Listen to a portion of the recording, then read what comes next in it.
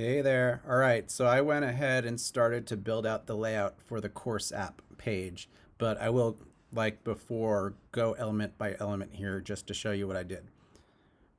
So first thing, just made sure I went after I created the new blank page and I called it course to give it our body styling.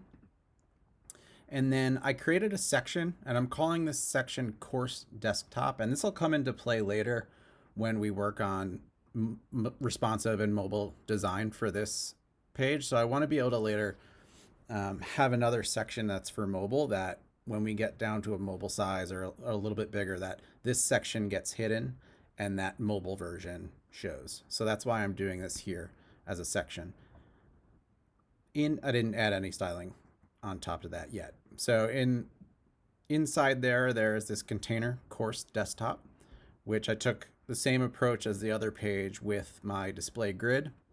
I'm using my handy max width container. And then again, I'm doing grid template columns 1FR, 2FR, just so I'm consistent about this 1/3 on the left, 2/3 on the right layout.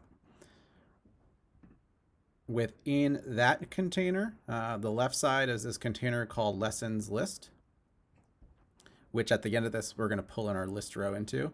And all I did here was add some inline borders. So on the bottom and the left, and then the right side container has borders on its left, its bottom, and its right. The reason I didn't do the top is we're going to add a navigation header to this that's going to fill that out.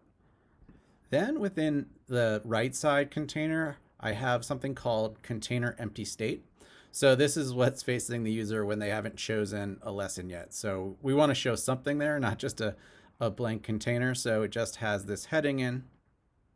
Oh, sorry. First, I put that as display flex column. So they're going top to bottom, and then flex center center. So they're both centered vertically and horizontally here.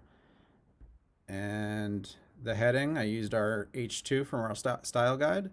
And the image, the only things I did were give it some margin at the top to space it out, and then change the default width down to 200 to make it a little smaller after I pulled it in from the media library. The last container we have here is completely empty for now.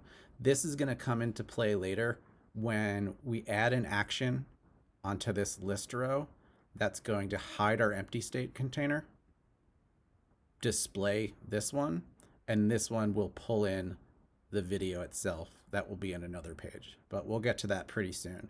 So for now, the only thing left to do in this lesson is to pull in our list row into our container on the left. So let's add that list of rows element here. Go into it, give it a name, connect it to our lesson list row desktop list row that we created, and then make sure it'll be connected to our data. One last thing, right? I just want to make sure I'm getting the fields, and again, doing our sorting by order. And that's it for this one. In the next lesson, we're going to create the page that holds the video from our data and then create the action that opens the video into that right side container. And actually, I noticed one thing I think we can fix is this is really wide and pushing our left side panel out. So let's go, I think it's this list row. Might have a min width or something in there. Yeah, so it's got this min width of 700 pixels, which is definitely what we don't want. So I'm going to override that inline, similar to what we did with that base container that had the min height, and make it 0. Perfect. Okay, one more thing. Let's see this in action. So we're going to create another URL route for this page. So let's go to the page, routes. Let's create a new one. I guess we'll call it course and connect it to course.